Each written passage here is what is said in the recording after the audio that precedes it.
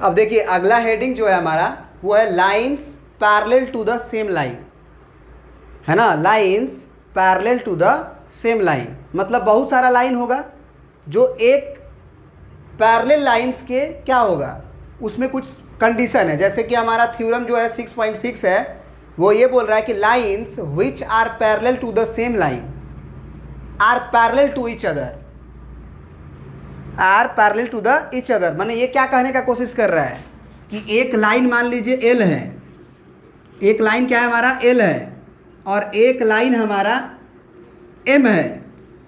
ये दोनों लाइन जो है एक सेम लाइन के पैरेलल है, एक सेम लाइन के पैरेलल है और वो लाइन है हमारा, मान के चलिए आप एक के लाइन है, एक क्या है के लाइन है। तो इन्होंने बोला कि अगर एल सेम ही लाइन के और के एम मतलब एल और एम दोनों अगर एक ही लाइन के पैरेलल हुआ, जैसे कि एल भी के पैरेलल हुआ और एम भी अगर के पैरेलल हुआ तो एल और एम भी आपस में पैरेलल होगा। बात समझे?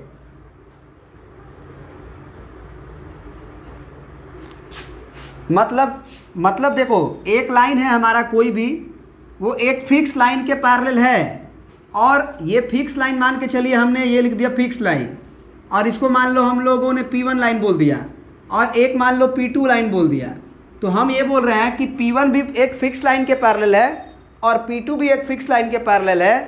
तो आपको प्रूफ ये करना है कि P1 और P2 भी आपस में पैरेलल होगा। क्वेश्चन समझ गए? और क्या ये तुम्हें नहीं लग रहा है कि ऐसा होगा?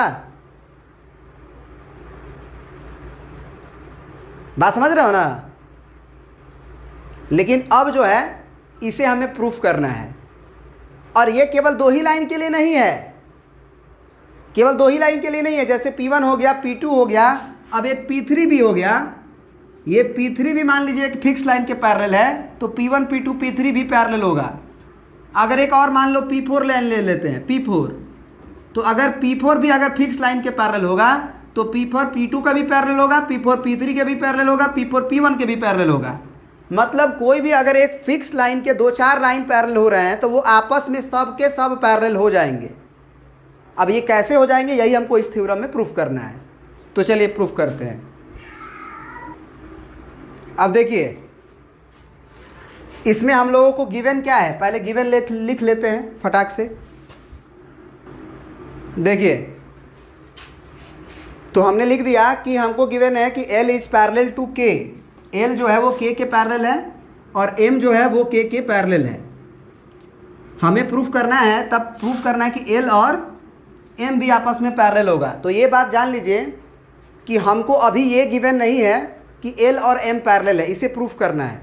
लेकिन हमको ये गिवन है कि L K के पैरेलल है और M भी K के पैरेलल है। तो एक काम करते हैं, काम ये करते हैं कि एक ट्रांसवर्सल लाइन खींच देते हैं और एक ट्रांसवर्सल लाइन खींचने के बाद हम सब एंगल को नामकरण कर देते हैं। जैसे कि इसको 1, इसको 2, इसको 3, इसको 4, इसको 5, इसको 6, इसको 7, इसको 8, इसको 9, इसको 10, इसको 11 और इसको 12। ये सब का नामकरण कर दिए। अब जो है अगर हमको हमारा उद्देश्य, हमारा मोटो L को M के पैरेलल प्रूफ करना है, सुनना ध्यान से, L को M को पैरेलल करना है, तो क्या हम ये कह सकते हैं कि एंगल 2 अगर एंगल 9 के बराबर हो जाएगा, बीच वाला हटा दो, अगर हमको L और M को प्रूफ करना है किसी तरह, तो क्या एंगल 2 को एंगल 9 के बराबर कर देंगे तो ये कॉरस्पॉन्डिंग एंगल के बराबर होने से L और M पैरेलल हो जाएगा कि नहीं हो जाएगा? हो जाएगा। उसी तरह से एंगल 1 को अगर एंगल 10 के बराबर कर दे तो भी हमारा L लाइन और M लाइन प्रूफ पैरेलल हो जाएगा। और अगर हम एंगल 3 को अगर एंगल 10 के बराबर कर दें तो भी हो जाएगा ऑल्टरनेट इंटीरियर एंगल से। अगर एंगल 4 को एंगल 9 के बराबर प्रूफ कर दें तो भी हो जाएगा। और अगर एंगल 4 और 10 के सम को 180 कर दें, एक तरफ के ट्रांसवर्सल के एक तरफ के इंटीरियर एंगल का सम अगर 180 प्रूफ कर दें तो भी ये बात प्रूफ हो जाएगा। तो यानी कि जितने भी थ्योरम पढ़े हैं उसका कोई भी यूज करके हम काम बना सकते हैं अपना। तो ज़रा बताओ, हमारा जो कंपेरेबल क्वांटिटी है वो के लाइन है, के जो है वो एल के भी पैरेलल है और के जो है वो एम के भी पैरेलल है। तो हम कह सकते हैं कि हमारा उद्देश्य अगर एल और एम को पैरेलल प्रूफ करना है तो ब्रैकेट में लिख लेंगे कि इफ़ एंगल 2 बराबर एंगल 9 या एंगल 4 बराबर एंगल 9, मतलब ETC लिख देते हैं, मैंने इसी तरह का कुछ और रिजल्ट, जैसे कि एंगल 4 प्लस एंगल 10 बराबर 180 डिग्री। तो ये तीनों तरह का कोई रिजल्ट अगर प्रूफ कर देंगे तो मान लिया जाएगा कि एल और एम पैरेलल है। अब देखो प्रूफ में हम क्या लिखेंगे कि सिंस गिवन कि एल इज पैरेलल टू के, एल इज पैरेलल टू के, ये गिवन है। तो ज़रा बताओ कि अगर एल और के अगर आपस में पैरेलल होगा तो क्या हम एंगल 2 को एंगल 5 के इक्वल कह सकते हैं? क्या है कि एल और के तो अब पैरेलल दिया गया है, हमको दिया गया कि एल और के पैरेलल गिवन है, तो एंगल 2 एंगल 5 के बराबर होगा। कैसे? तो कॉरस्पॉन्डिंग एंगल से।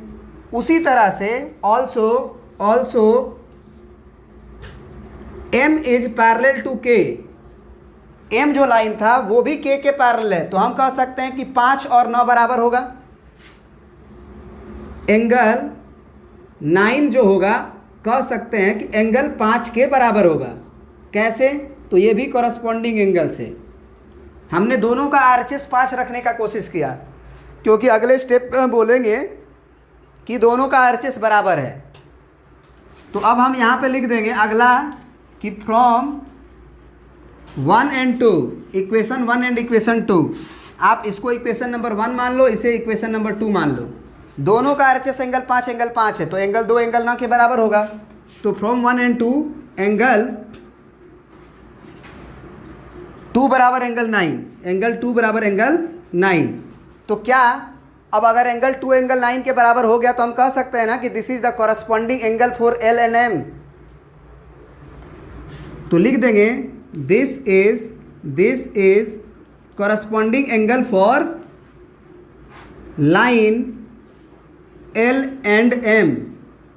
हेंस नीचे क्या लिख देंगे यहाँ पे, hence L is also parallel to M, क्योंकि कॉरस्पॉन्डिंग एंगल बराबर हो गया तो लाइन्स पैरेलल होंगे। क्या ये सारा बात समझ में आया? प्रिंट कर लीजिए।